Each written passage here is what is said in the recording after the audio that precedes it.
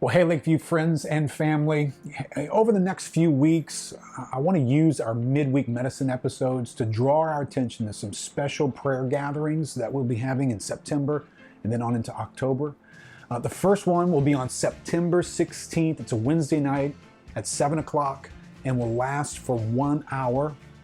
Listen, as we all know, the year 2020 has been one of the most unusual years we've ever experienced. A pandemic that has paralyzed the world with disruption and fear, the despair of human mistreatment and injustice, a boiling pot of anger amidst diverse opinions, the intrusion even of division and distance, even into the household of God. Listen, this has clearly been a moment that few of us have ever experienced in our lifetime. If I'm a disciple of Christ, then I know something about difficult moments and even unparalleled events that come to us. You know, I'm thinking of King Solomon's observations about life in Ecclesiastes 3, where God reveals that there's a time and a season for every event under heaven. And then there's a list of some pretty interesting and diverse settings that get described.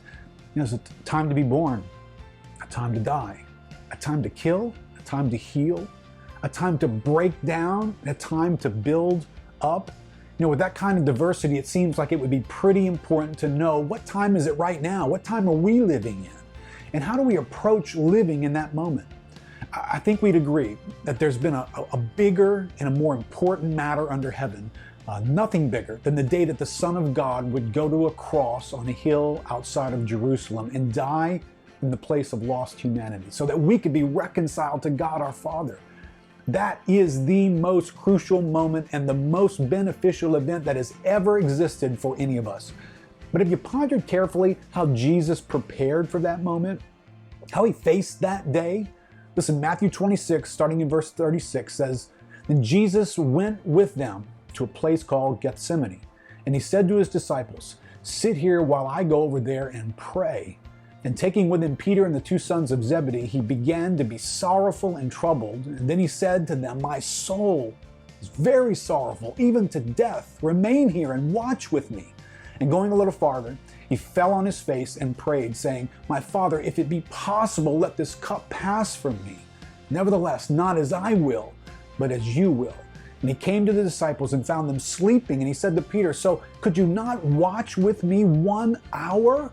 Watch and pray that you may not enter into temptation, because the spirit indeed is willing, but the flesh is weak.'"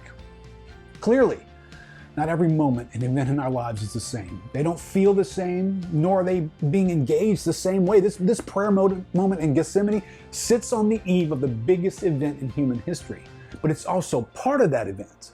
I think it's accurate to say, as much as Jesus had set his face to go to Jerusalem and ultimately to a cross, he was set on praying in that garden that night in preparation for that great event. We are certainly not at the eve of such a great event as that, but we are in our own moment of time that's unlike any other spaces that we've experienced in our daily lives. In our own way, the warfare against the unity of the church, the crisis in our country, and the pain and suffering of our day is making a day of soulish sorrow. Do you feel it? I do. In that hour, should we not seek the Lord in prayer as our Savior did? Should we not take along with us others to do that task as well? Do we not need to watch and pray for an hour when our own spirit is willing but our flesh is weak? Have you stopped to ponder how significant this prayer gathering in Gethsemane was for the future of all humanity? Have you considered that this exchange between heaven and earth through the vehicle of prayer was the decisive moment in the battle for a cross that would redeem us? From a question of whether there's any other possible way in that garden than to drink this cup, Jesus ends up resolving that the cross was the best way and the only way to fulfill God's eternal purpose. That all took place in that prayer gathering.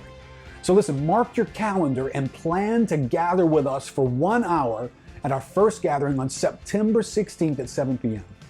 We'll make the gatherings as pandemically safe as possible, but no matter our opinions or preferences about pandemic approaches, God calls his people to humble themselves and pray and seek his face. We hope you can join us in that effort. We'll see you there.